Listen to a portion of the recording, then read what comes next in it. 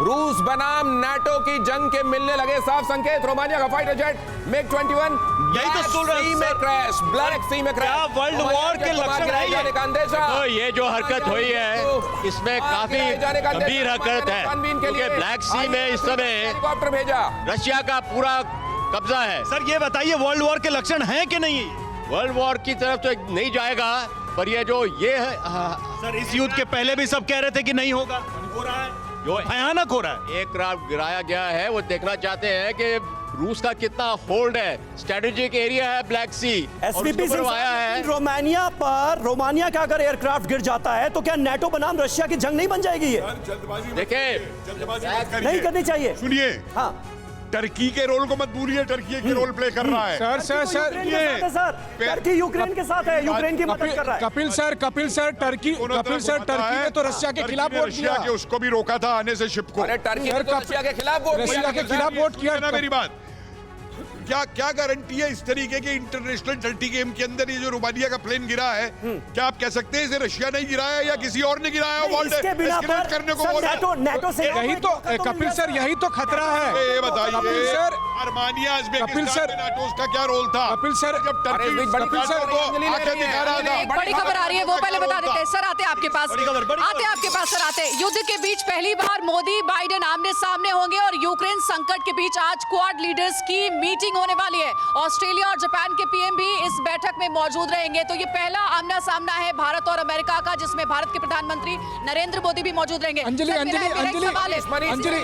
देखिए एक सवाल है इसी से जुड़ा हुआ। अभी तक अंजलि, मैं आपको बता दूं कि ये वाकई में कितना बड़ा डेवलपमेंट है। इसको आप ऐसे देखिए कि जब मैंने खुद विदेश मंत्री अपने और अमेरिका के विदेश मंत्री से पूछा था, तब उन्होंने कहा था कि क्वाड जो है वो नॉन मिलिट्री ऑर्गेनाइजेशन है और क्वाड इंडो पैसिफिक पर जो फोकस करेगा। लेकिन आज ट्रांस अटलांटिक में वॉर हो रही है तो अमेरिका को भारत का समर्थन चाहिए, क्योंकि दुनिया भर में कल से चर्चा बिल्कुल जो बाइडेन ने पहले कहा, जो बाइडेन ने पहले कहा कि भारत कितना बड़ा डेवलपमेंट है अंजलि, ये कितना बड़ा डेवलपमेंट है। जब रशिया और यूक्रेन भिड़ रहे हो तो जे बाइडेन और प्रधानमंत्री नरेंद्र मोदी सर कपिल सर इसमें हम इसे इग्नोर नहीं कर सकते कि भारत बहुत मजबूत देश के तौर पर ये इंडिया का सबसे बड़ा डिप्लोमेटिक टेस्ट होगा, क्योंकि ये तीनों चारों पावर्स मिलके इंडिया को इनडायरेक्टली ब्लैकमेल करेंगे कि अगर तुम हमारे साथ नहीं आते तो कल को हो सकता है इकोनॉमिक सैंक्शंस या। लेकिन अभी तक इंडिया ने अपना स्टैंड नहीं रखा है पूरी तरीके से यूक्रेन की तरफ।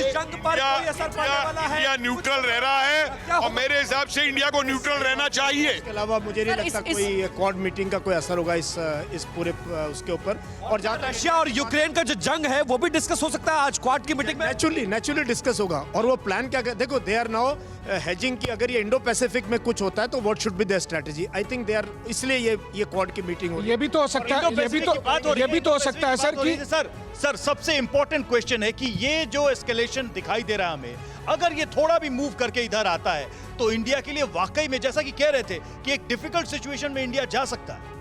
इंडिया डिफिकल्ट सिचुएशन में सिर्फ जब जाएगा जब वो अपनी खुद गलती करेगा किसी की साइड लेकर। जहाँ तक हम बात कर रहे हैं नेटो का फाइट विद रशिया, ये फाइट लेकिन अमेरिका रूस यही तो चाह रहे हैं कि दुनिया को डिवाइड करें। आपको साइड चुननी पड़ेगी, वो चाहते हैं और ये चुनवाया जा रहा है। देखिए जब हम कहते हैं कि रशियन स्विट्जरलैंड एक ऐसा देश है जिसके बारे में कहा जाता था कि मोस्ट न्यूट्रल देश है, बिल्कुल स्विट्जरलैंड को भी एक साइड लेना पड़ा। इसलिए कह रहा हूं कि जब रशियन रीजन को हम कहते हैं कि वैलिड है, सिक्योरिटी का है, तो ये हर देश प्रीटेक्स्ट देके इंडिया के सामने भी ये सिचुएशन पैदा कर सकता है। इंडिया के सामने ये सिचुएशन ऑलरेडी है। अब तक इंडिया डिप्लोमेटिकली उसको एस्केप कर रहा है। इस पर कपिल सर एक पॉइंट रख रहे हैं। कपिल सर, रशिया हमारा पुराना दोस्त है और अमेरिका हमारा नया अभी दोस्त बना है। भारत के लिए इस परिस्थिति में किसके पास जाना उचित रहेगा? क्योंकि यूक्रेन ने पूरी तरीके से इतिहास में अगर हम जाए तो कभी भी भारत का मजबूती। दो बातें समझ लीजिए, अमेरिका किसी का दोस्त नहीं है। अमेरिका सिर्फ अपना दोस्त है। जो उसके स्वार्थ में उसको लगेगा अमेरिका वो करेगा।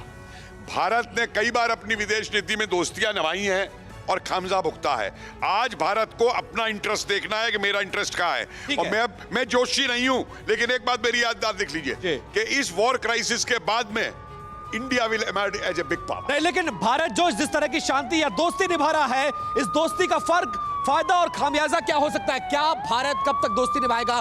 भारत कब तक शांत बैठ सकता है? और क्या जिस तरह की दोस्ती रूस से है, क्या यूक्रेन में जो छात्र पढ़ते हैं उसको दोस्ती के नजरिए से देखा जाए या फिर महज एक मौके के तौर पर देखा जाए? देखिए, भारत हमेशा से इसके लिए बहुत ही न्यूट्रल स्टैंस में रहा है। परवाह देश की, सोमवार से शुक्रवार रात 10 बजे TV9 भारतवर्ष पर।